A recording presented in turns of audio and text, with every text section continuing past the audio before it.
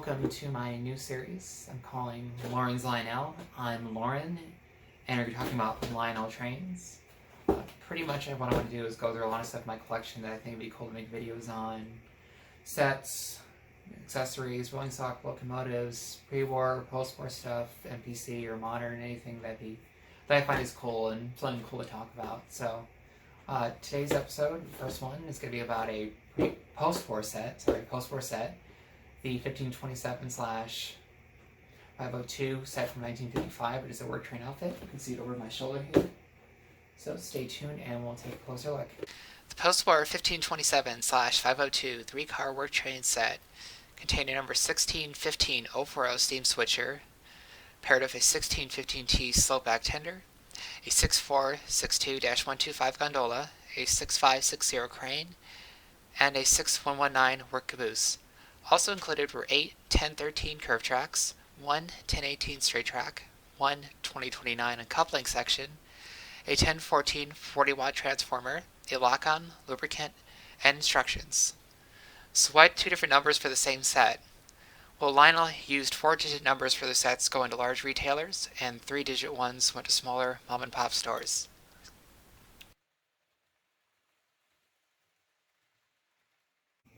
So without further ado, let's talk about the set. We're going to start with the 1615-040 switcher. The 1615 switcher was introduced in 1955, same year as this set. It was basically kind of a stripped-down version of the 1656 or 1665 switchers that came out in previous years. Pretty much what they did was no red jewels in the marker lights, there's no ornamental bell up here. The engine itself, other than that, is pretty identical. The real difference comes in the tender. We'll talk about that in a sec. But the engine does feature all the same valve gear, the nice full valve gear on the side with wheels, still separate handrail on it. The repositioned unit with the locking switch right here, working front headlight, and an operating front coupler, which is also one of the neat features of this engine. Most post-war steamers had mounted or molded like cowcatcher on the front, and you couldn't just, you couldn't switch with it that way, or double head trains, or run tender first of a train. You were stuck going pretty much just on the head end of the train forward and backwards, cars behind you. With this, it's a true switcher. You can switch cars on both ends of the engine. You can run it tender first. Both couplers fully work, so as long as you have uncoupling sections, you can go back and forth all day moving cars around with it. And then we'll advance it up and talk about the tender briefly. The engine came paired with appropriately the 1615T tender, which has way less features than the normal tenders some of the nicer post-war 040s would have came with. It lacked the ornamental handrail on the side here. It was a plastic body instead of a metal body, which made it a bit lighter, so if you were switching back and forth, it has a tendency to derail. So, of course, you can remedy this by adding weight inside yourself. There's no ringing bell inside. Most of the earlier ones had a ringing bell with 2 wire connections going to the locomotive, as well as a working headlight back here. This does not have. It's just a solid casting. The earlier, nicer ones would have a separate headlight with a little lens and a shield and would line up in either direction. Next in the set, we have the 6462 New York Central Red Gondola. Gondola is a pretty common car, comes in many different sets. I have another one of a different set that'll probably be in a future episode, and came with 6 wooden barrels packed in it.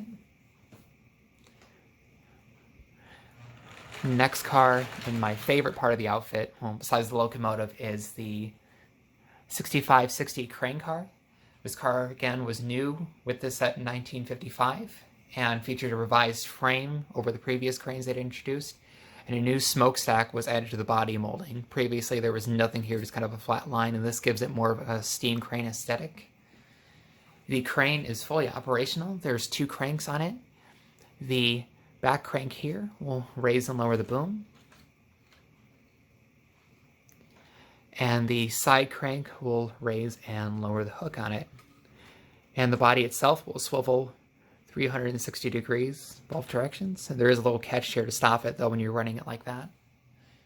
And I love these crane cars. I grew up, of course, I'm a 90s kid. I'm not from this era, but I had the 90s version, which was painted for Frisco and otherwise looked pretty much the same, the exact same functions and details. And I remember spending hours playing with it, trying to pick up wheel sets or parts or derailed cars and stuff and try and load them into gondolas or flat cars. And that's really, I think, what Lionel was going for this set, because you have the gondola back here, and you also have the work caboose, which is the next part, which has a compartment on it, so you can pick up, say, trucks or wheels or whatever you can fit into that little crane and lower them and just drop them right into there. It's a perfect combination. And these neat little work train sets are just a lot of fun, honestly. So we'll advance it up and talk about the final car on the train. That car is the 6119 DL&W work caboose. This caboose was also introduced this year. It was based on the flat car frame from a 6111 flat car. The rest of the caboose is kind of styled after the 6419 DL&W caboose, which came a bit more detailed, used a different flat car frame, and had toolboxes along here instead of this little kind of basket or gondola, whatever you want to call it, and came in gray. This came in red, and there was an orange variation, some other different, I think there's some with a gray basket here and the red cupola. There's many variations that lasted for years. This one has just a coupler on the front end here. The rear end does not have a coupler, but being a work caboose, you wouldn't really be switching with anyways. It's pretty much going to stay with the crane, so it's fairly appropriate to have it like that.